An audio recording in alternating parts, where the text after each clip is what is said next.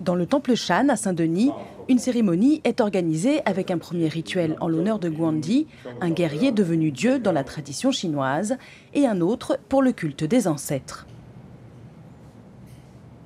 Henri Chantef est un membre actif du temple, d'origine chinoise par son papa. C'est une partie de lui qu'il ne peut pas nier. Mais Henri est également un catholique pratiquant. Pour nous, ça ne nous pose pas de problème.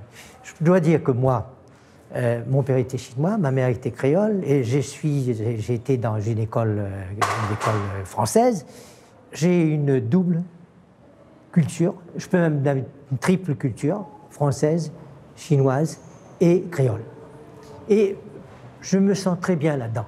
Et je crois que si j'oubliais un de ces apports culturels, je pense que je serais assez malheureux, quoi, je veux dire, quelque part. J'aurais plus pas toute la sérénité qui me permet de vivre en harmonie avec moi-même. Cette double pratique cultuelle est largement répandue chez les anciens.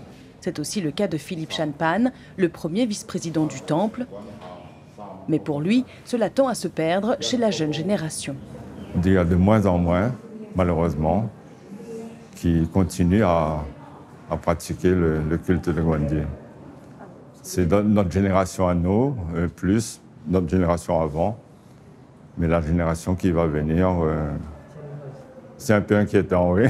Pour la communauté chinoise, le culte de Guandi est une croyance et non pas une religion. Henri peut donc vivre sa foi chrétienne. Nous retrouvons Henri à la cathédrale de Saint-Denis. Aujourd'hui, c'est le vendredi de Carême. Il participe au chemin de croix.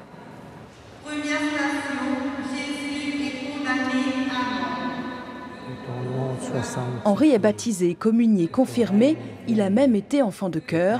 Mais l'Église catholique n'est pas toujours en accord avec ces doubles pratiques cultuelles. Ici, à La Réunion, il existe une certaine tolérance. Vous trouverez toujours quelques curés, quelques prêtres qui sont très catégoriques là-dessus. Vous êtes catholique, après c'est tout, etc. Bon, mais je veux dire que ça ne me touche pas profondément, sachant très bien que même si je fais le culte de Guandi, demain je ne serai pas excommunié. Cette spécificité cultuelle est liée à l'histoire du peuplement de l'île. À La Réunion, certains parlent de religion créole.